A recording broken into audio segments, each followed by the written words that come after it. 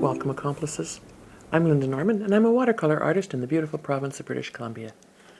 Today, we're on to part 2 of 3 little birches that are going to go into a triple matted frame.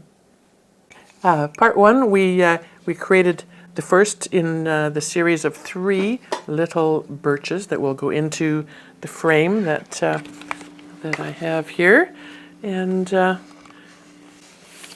paintings, or the openings in those mats, are 3.5 by 5.5. So I've torn the paper. This is Bao Masters, I believe, 140-pound cold pressed cotton.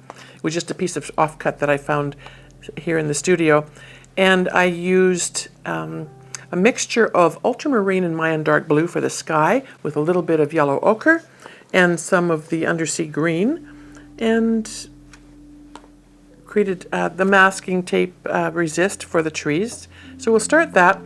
I wetted my palette, and I think I'll just give them one more little spritz. As you know, I like to keep my palette wet and juicy. With the palette that I've designed now, which with only the 7 colors, I usually mist wet almost all of the colors because I'm likely to dip into them because they're my favorite colors. I don't often put as much water on perhaps the buff titanium, which is something that I wouldn't use perhaps every time. And someone mentioned to me, actually 2 people mentioned to me, that they heard that if you wet your paints too often, that the gum arabic dissipates somehow, and I've never found that with my Daniel Smith paints. So, but it is something to be aware of if you're using other brands or maybe more water. I don't know what the magic point is that could happen, but in all the years that I've been painting, whether I'm using my own little palette or bigger ones, I've never had that issue. So just a sort of a disclaimer there. If it's a concern for you, keep an eye on that. Another thing that I'll mention while I'm making my tree resist, I think you've all seen me do this before. I do this with my masking tape, the Solo masking tape. It's a beautiful black. I like the black because it's like a matte, because most of my paintings I matte in black. So it gives that better perspective for me. It's not as distracting as a blue or a green or some of the other yellow. I think I've seen a yellow painter's tape as well. And it's designed for artists. Michael Solovyev's Watercolor Online Studio, so it's watercoloronline.ca, I believe, or .com. You can find him. He sells this tape. It's called Solo tape, Solo for Solovyev, beginning part of his name. And it comes in 1 inch and also in 3/4 inch. I don't have one here. Oh, yes, I do. And 3/4 inch sizes.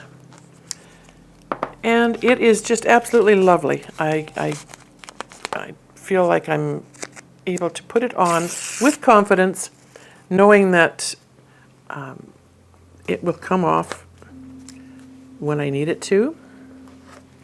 And I don't burnish it down. The website says you can leave it on for up to 12 or 14 days, I think. If you want to, absolutely, that's an option. Now, I just want to double check here. This is my first one. It doesn't necessarily have to be the first in the 3 in the lineup, but I'm going to try to vary things a little bit with my birch trees. And my thought initially was I would do the trees more to the right side on one, more to the left side on another, and then maybe more central or something a little bit different for the 3rd piece. So we'll see how that works out. I'm going to use the same colors, and just going to quickly add a couple of birch trees here. These might be a little bit thinner, and I like to make sure that I use the torn side of the tape against each side. I cover up this side here was the straight side of the tape, and I kind of want it to be a little bit uneven. I don't want my trees to look like they've been sawn up the sides, so I'm just going to piece that on there like that. someone was asking not long ago why I didn't just use masking fluid. And there's a couple of reasons. One, Lorenz and I film one and done kind of things. So to use a masking fluid, it would have to dry, and there's a lot of, work ahead of time, and so I just have chosen not to go there with it for that one reason. But also, I don't use it often. I'm a fast painter. I like to get in and into my studio when I do have the time and get on with things. So waiting for it to dry can be an issue, and I have used it in the past, and while I was waiting for it to dry, I completely forgot about it for 2 weeks, went back, and when I went to take it off, it ruined my paper. So that's another thing that kind of keeps me from wanting to get too involved with that. And the other thing is that because I don't use it often, it can go rancid, and it smells awful to begin with. So yeah, I think I'm just going to stick with my my little tape pieces. This is sort of like therapy. It's really fun to make these lovely pieces, and I'm just going to run that sort of off the page a little bit. I should have made that a bit longer, but that's okay. We can cover things up. I think with this one, I do want to run it off it's going to be behind a mat for the most part, but I think we'll make it go up as high as we can there, just to cover that up a little bit. And we'll cover this bottom piece up here a little bit. And I will make this tree just look like it's a little fatter so it joins together. There, how's that?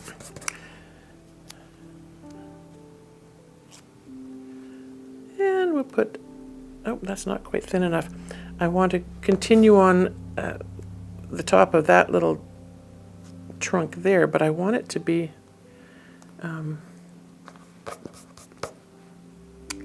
want it to be a little more pointed, I think. I don't know. We'll see. We'll see. That might even have to get changed with a brush with a little bit of paint afterwards, but that's okay. All right. So these guys are on the left-hand side. I don't know that I would put another. Well, maybe I will. What the heck? We'll make another quick branch.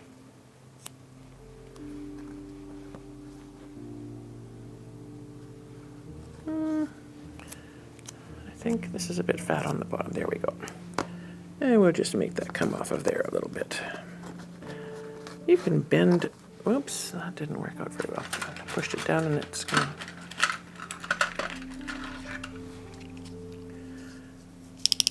I like the branches to have a little bit of bend to them. Often when we're doing these in my workshops, we forget sometimes, and people have them doing a little bit spiky looking, and that's okay too. That's okay. Like I say, they're your trees, and as long as we're having fun, we can. And I just don't like that. It does not look birch-like to me. I think I'll leave that off, and I will paint it on after. All right. And these probably aren't even real, examples, or great examples of a real birch tree. And that's okay too. All right. Where are my brushes? Get rid of my tape.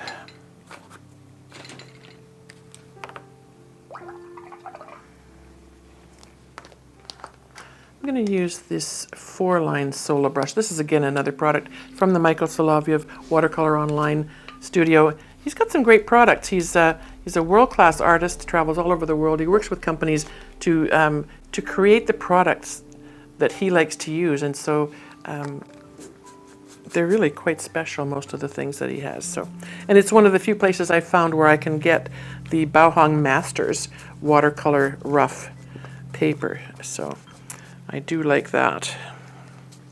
So I'm wetting the whole surface of this little guy. Because it's small and it's 100% cotton, 140 pound, I don't need to really tape it down or glue it down or wet it down on the back. It's going to buckle a tiny bit, but that's okay. It'll flatten out when we're ready for it to be flat. So a little bit of Mayan dark blue and a little bit of ultramarine blue. And with this other one, I put the yellow ochre in first. But I think I'm going to do the opposite way this time and see what happens.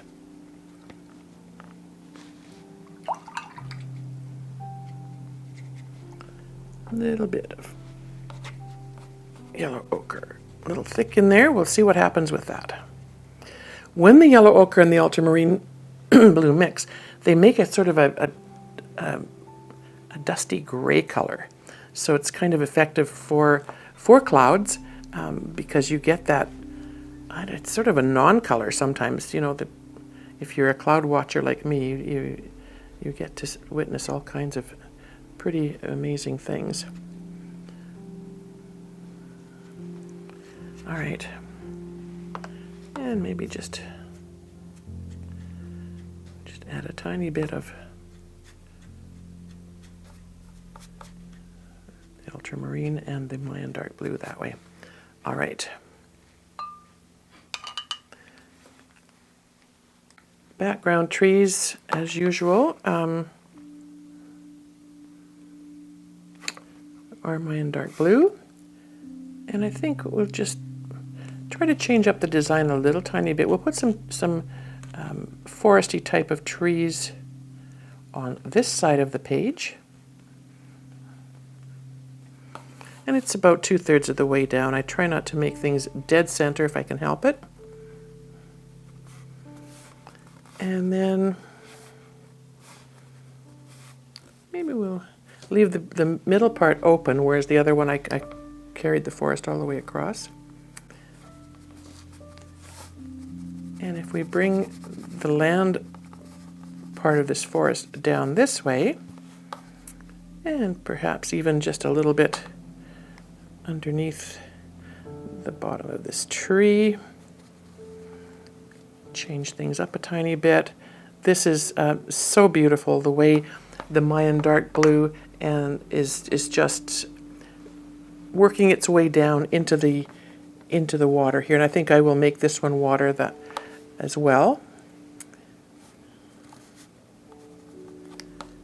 And we might even throw a few rocks in the bottom of this one here, you never know.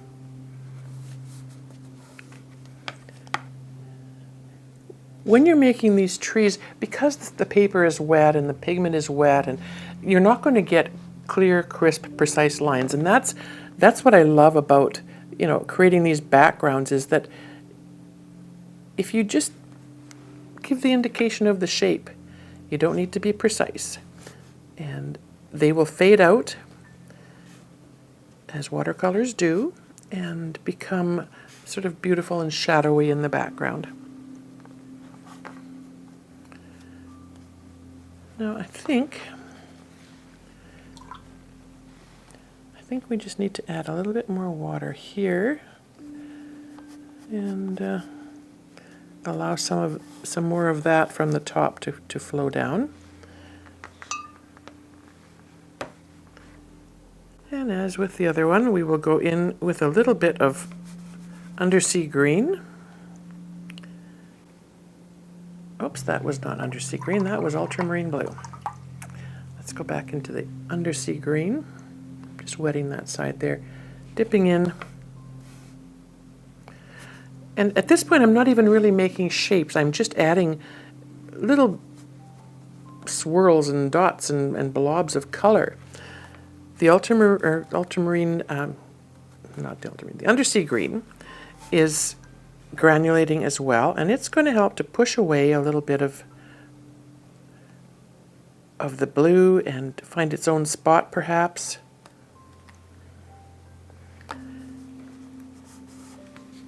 And if it doesn't, if you find, oh, that's the double one, I don't want that. If you find, like I do sometimes, this, I get a little heavy-handed with the pigment, and it's it doesn't look as I don't know, as textured and as light as it could. I mean, I can see that here under the direct light, but chances are that will still dry quite dark.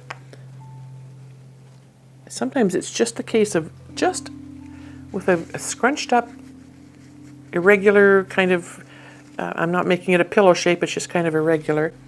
And when I'm touching in, and what that's doing is lightening and pulling colors away in certain areas and not in others. So you're getting lights and darks just kind of forming on their own. And then we did go in with quinacridone gold on the other one. We'll do that as well here. And that again is just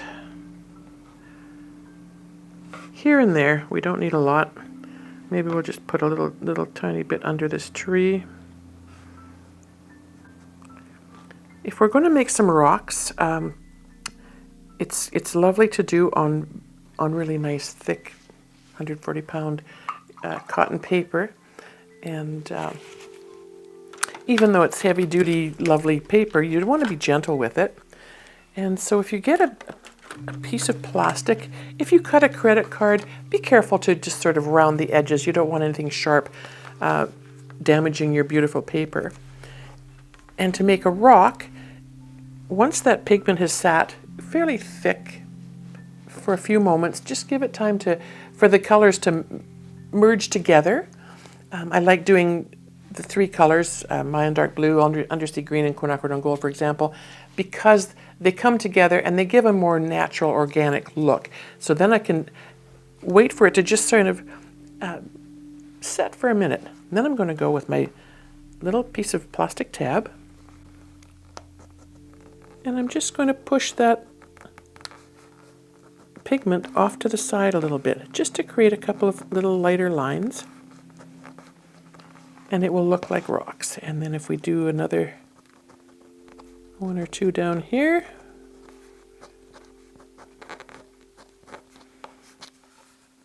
that will give us an indication of a few rocks there. Now I want to go in and sort of carve a bit of a shoreline there, but it's a bit damp still.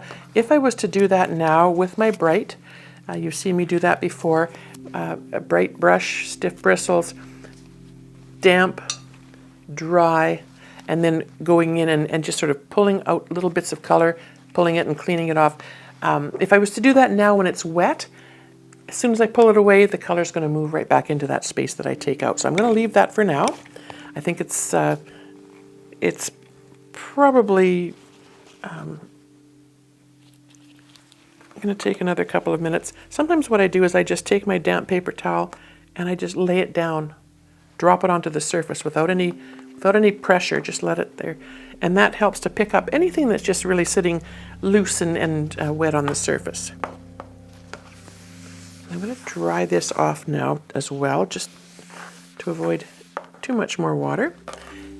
And if you watched the first one, you saw how carefully I worked at taking this masking tape off. It's a beautiful product. The paper is nice and strong.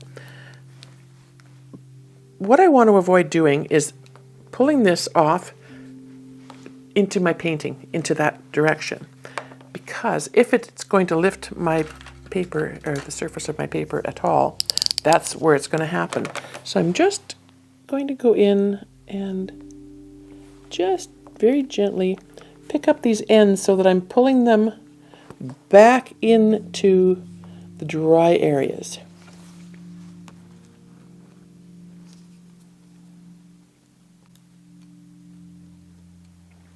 Oh, no, I've cut that piece off. There we go. Well, that was the extra piece I put on. That's right. Very gently so I don't scratch my paper. And there we have it.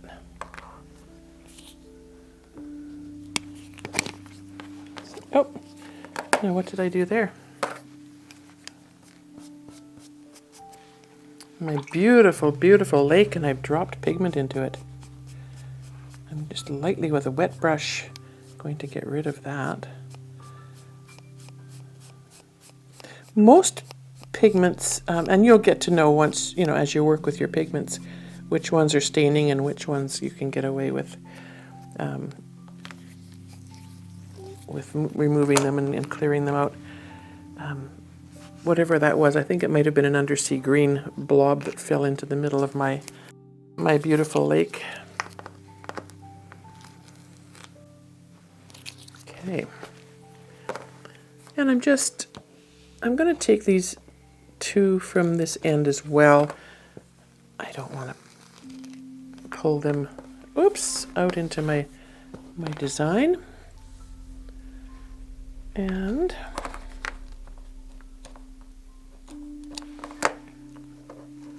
just low and slow and gentle, pulling it off. There we go. And then this fellow went right over the edge. There we go.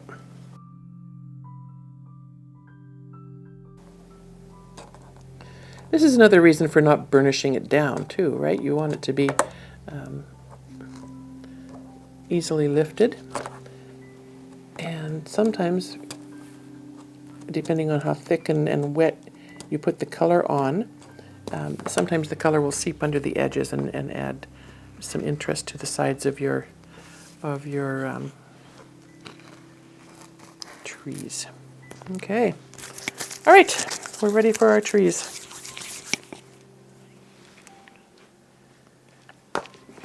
With the first one, I used the same colors in the tree for the markings as I did in the sky. Just a different consistency, different texture. Different chroma. Chroma is the intensity, the difference there. So let's take a look here. I need to, I think, mix just a tiny bit more of that Mayan blue and some ultramarine. There we go, that'll be nice. And again with my bright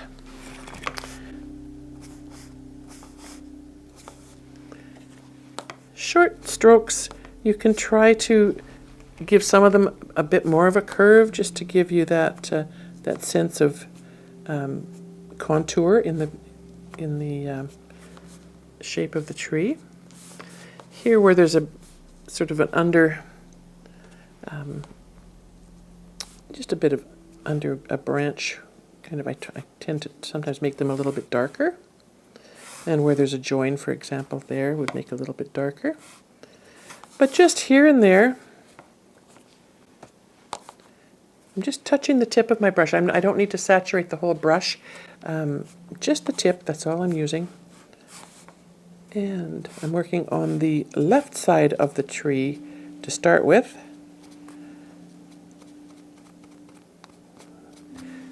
And I better do this one. Sometimes I forget. And we'll make a little dark spot there, perhaps.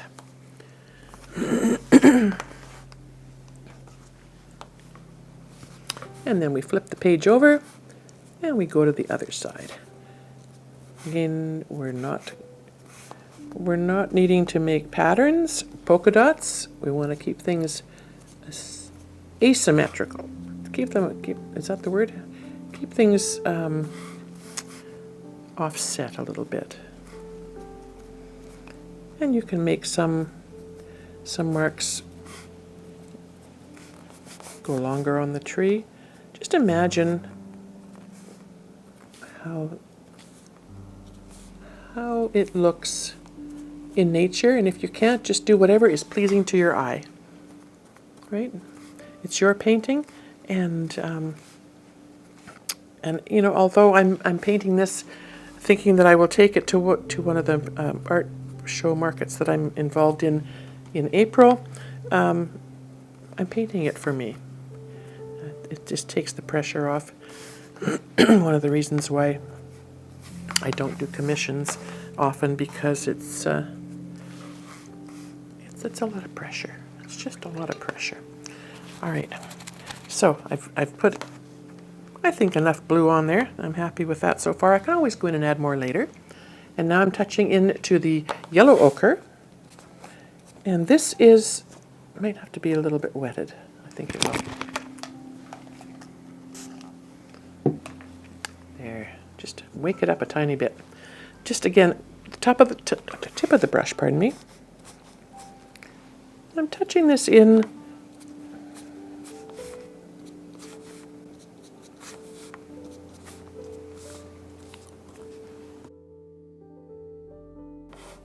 on top of the blue.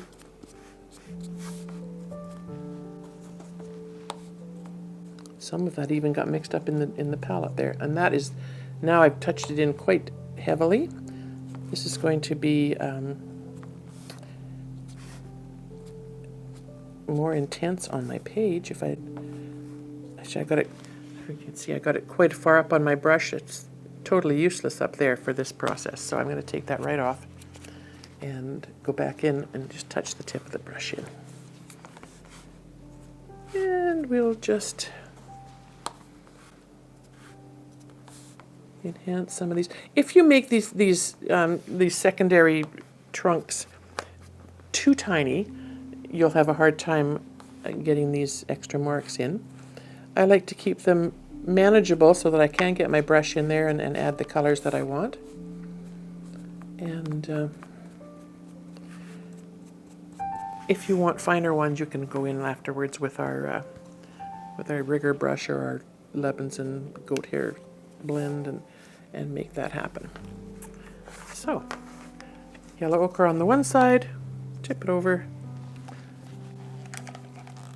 Again, I'd rather add more water just gently as I go along rather than get too much on there, because then you're kind of stuck with a puddle, and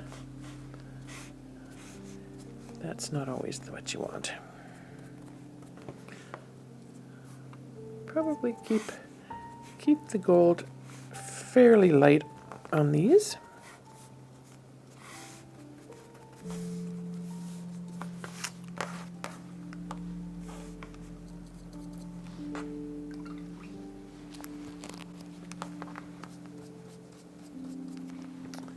And a tiny bit of blue back on my brush just to bring in some. I think that's enough for these guys. A little darker on the bottom.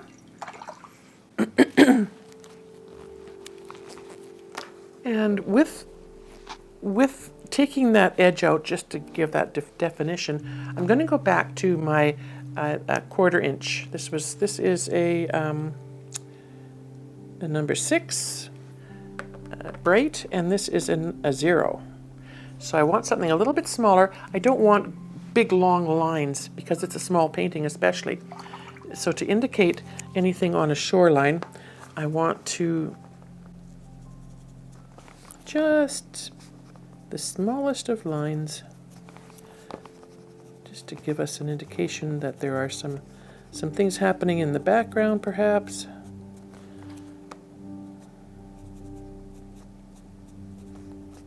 And just a tiny bit of shape, a little bit of lightness. That's all it takes. Don't think the lake, I mean, if we wanted to, we could make the lake go over this way further, but I think we're just going to leave that the way it is. And so clean and pull, clean and pull. You can continue on and make ripples if you wanted to in your water.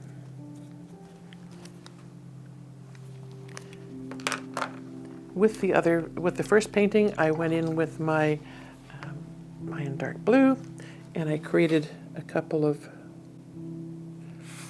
little twigs. I'm not sure I want to do that on this one. I like this one the way it is. You could also put in some twigs and things on the bottom, but I think this is probably as far as I need to go with this one. So I'm going to pull the other one down here beside it. So they look sort of cohesive. I think we've got, you know, some similar color, the same colors actually, just in different blends, different combinations. And number 2 is done. Stay tuned for number 3. I hope you've enjoyed this. It's been really fun. A bit of a challenge trying to do these as quickly as possible and get them ready to complete the final project. Thanks for hanging out, accomplices. We had a few minutes to complete number 2 of the 3-part Birch series to go into that little frame. I hope you've had fun. I sure have. If you like what you've seen, I invite you to subscribe to my channel or visit my website. Check out the workshops and things that are happening there soon. We've got some Zoom things coming up. And head on over to the members area. There'll be some fun things there too.